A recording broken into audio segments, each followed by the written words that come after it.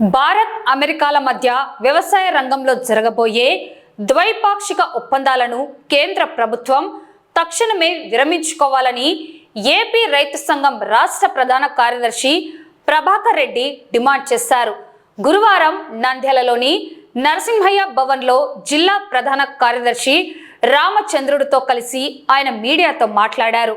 ఈ నెల 24వ తేదీన ఇరు దేశాల మధ్య జరగనున్న ఈ ఒప్పందాలకు నిరసనగా 22వ తేదీన దేశవ్యాప్తంగా ప్రధాని నరేంద్ర మోడీ, అమెరికా అధ్యక్షుడు డొనాల్డ్ ట్రంప్ల దిష్టి బొమ్మలను దహనం చేయాలని రైతు సంఘాల ఐక్యవేదిక నిర్ణయించిందని, ఈ నిరసనల్లో రైతాంగం పెద్ద ఎత్తున పాల్గొనాలని పిలుపునిచ్చారు. ఈ ఒప్పందాలు అమల్లోకి వస్తే అమెరికా నుండి మొక్కజొన్న, ప్రత్తి, సోయాబీన్, పాలు వంటి ఉత్పత్తులు ఎలాంటి సుంకం లేకుండా మన దేశంలోకి దిగుమతి అవుతాయని, దీనివల్ల స్వదేశీ వ్యవసాయ రంగం తీవ్ర సంక్షోభంలో మునిగిపోతోందని ప్రభాకర్ రెడ్డి ఆవేదన వ్యక్తం చేశారు. మన దేశ రైతు పండించిన పంటలకే గిట్టుబాటు ధర కల్పించలేని కేంద్ర ప్రభుత్వం విదేశీ ఉత్పత్తులను ఉచితంగా దిగుమతి చేసుకోవడం ఏంటని ఆయన ప్రశ్నించారు. రాయలసీమ జిల్లాలైన కర్నూలు, నంద్యాల, అనంతపురం, చిత్తూరుతో పాటు ప్రకాశం జిల్లాలో సోలార్ విద్యుత్ ఉత్పత్తి పేరుతో రైతుల భూములను కార్పొరేట్ కంపెనీలకు కట్టబెడుతూ రైతులను కూలీలుగా మార్చే ప్రయత్నాన్ని కూటమి ప్రభుత్వం మానుకోవాలని ప్రభాకర్ రెడ్డి డిమాండ్ చేశారు. ఎల్ నీనో ప్రభావంతో రాష్ట్రంలో కరువు ఛాయలు స్పష్టంగా కనిపిస్తున్నాయని ఆందోళన వ్యక్తం చేశారు. ఇలాంటి సమయంలో రైతు వాటాగా ఎకరాకు 2000 ప్రీమియం చెల్లించాలని, గత వైసీపీ ప్రభుత్వ హయాంలో అన్ని పంటలకు ఉచిత బీమా వర్తింపజేశారని గుర్తు చేస్తూ, ప్రస్తుత కూటమి ప్రభుత్వం కూడా రైతులపై భారం వేయకుండా అన్ని పంటలకు ఉచిత బీమా పథకాన్ని అమలు చేయాలని డిమాండ్ చేశారు. ఒకటి, ఈ నెల 24వ తేదీ భారత ప్రభుత్వం, అమెరికా ప్రభుత్వం రెండు ద్వైపాక్షిక ఒప్పందం చేసుకోబోతున్నాయి. దేశవ్యాప్తంగా అఖిల భారత కిసాన్ సభ, ఏఐకేఎస్, సంయుక్త కిసాన్ మోర్చా, అన్ని రైతు సంఘాలు 540 రైతు సంఘాలు కలిసి ఎస్కేఎంగా ఏర్పడ్డాయి. అన్ని రైతు సంఘాల యొక్క ఈ వేదిక, సంయుక్త వేదిక ఏఐకేఎస్ ప్రభుత్వాన్ని కోరుతున్నాయి, ముఖ్యంగా రాష్ట్రపతిని కోరుతున్నాయి. మీరు ప్రభుత్వాన్ని ఆదేశించండి, ఈ ఒప్పందంపై సంతకం చేయొద్దు. ఈ ఒప్పందంపై సంతకం చేస్తే ఇది వ్యవసాయ రంగం పైన తీవ్రమైన ప్రభావం పడే అవకాశం ఉంది. మొక్కజొన్న, సోయాబీన్, పత్తి, ఇతర వ్యవసాయ ఉత్పత్తులు, ఆక్వా ఉత్పత్తులు, పౌల్ట్రీ ఉత్పత్తులు, ఇతర పారిశ్రామిక ఉత్పత్తులు, ఇవన్నీ కూడా ₹1 కూడా పన్ను లేకుండా మన దేశంలోకి దిగుమతి అయ్యే అవకాశం ఉంది.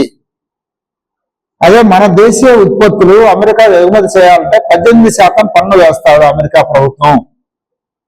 ఇది ఒక అసమానమైన ఒప్పందం. అసమానమైన ఈ ఒప్పందాన్ని, మన వ్యవసాయ రంగాన్ని దెబ్బతీసే ఒప్పందాన్ని భారత ప్రభుత్వం అంగీకరిస్తుంది. నరేంద్ర మోడీ ప్రభుత్వం స్వాగతం చెబుతుంది.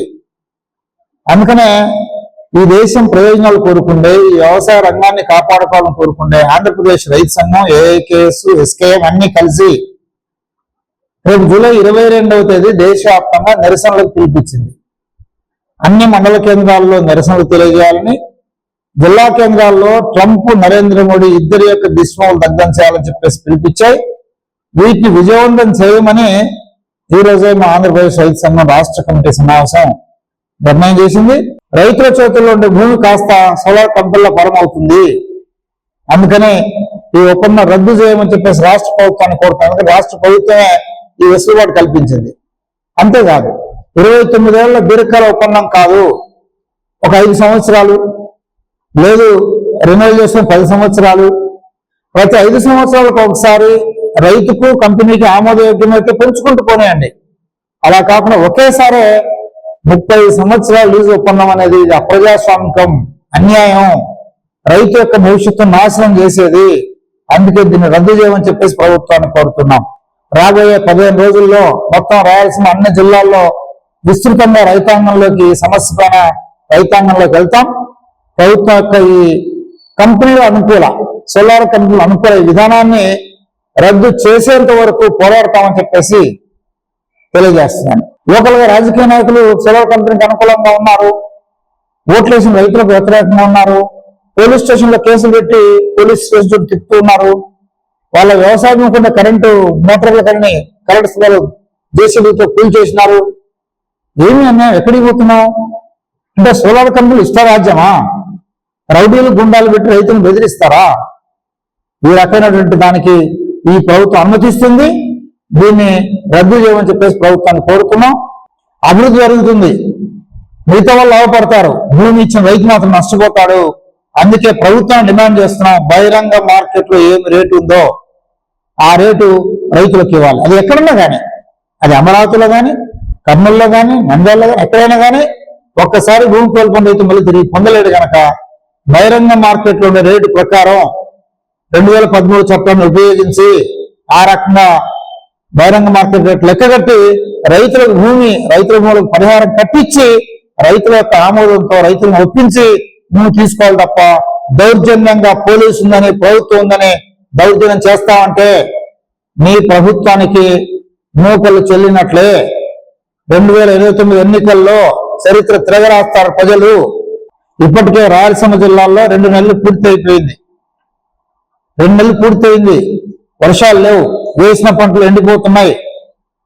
ప్రభుత్వం పంటల బీమాకు రైతు పత్తి పంటకు ఎకరాకు 2,000 రూపాయలు రైతు కట్టాలట ప్రీమియంగా, ప్రభుత్వం 303 రూపాయలు ఇస్తాదట. ఇది ఎక్కడ న్యాయం? ఇది గత ప్రభుత్వం ఉచిత పంటల బీమా అమలు చేసింది. ఎందుకు మీరు అమలు చేయరు? ఎందుకు రైతును ఆదుకోరు? మాట్లాడితే మాది రైతు ప్రభుత్వం అంటారే. రైతు ప్రభుత్వం అంటే రైతు నుంచి గోల్డ్ కొట్టి పత్తి పంటకు 2,000 రూపాయలు ప్రీమియం వసూలు చేస్తారా? మీ వాటాగా 303 రూపాయలు కడతారా? ఇదేనా రైతు ప్రభుత్వం అని చెప్పేసి అడుగుతున్నాం. అందుకనే గడువు పెంచాలి, జూలై 31 వరకు గడువు పెంచాలి. ప్రతి రైతు ఇన్సూరెన్స్ చేసుకునే ఒక గ్యారంటీ మీరే ఇవ్వాలి. మొత్తం ఉచిత పంటల బీమా రైతు ప్రీమియం కాదు, రైతు ఐచ్ఛిక బీమా కాదు, ప్రభుత్వమే ఉచిత పంటల బీమా అమలు చేయాలి. ఆ రకంగా కరువు కారణంగా పంటలు నష్టపోయే ప్రతి రైతును, అది రాయలసీమ సర్కారా ఉత్తరాంధ్రన ఏ ప్రాంతంలో ఈ కరువు కారణంగా నష్టపోయే రైతుంటే ఆ రైతు అన్ని పంటలకు ఉచిత సమగ్ర పంటల బీమా అమలు చేయాలని చెప్పేసి ఆంధ్రప్రదేశ్ రైతు సంఘం నుంచి ప్రభుత్వాన్ని కోరుతున్నాం.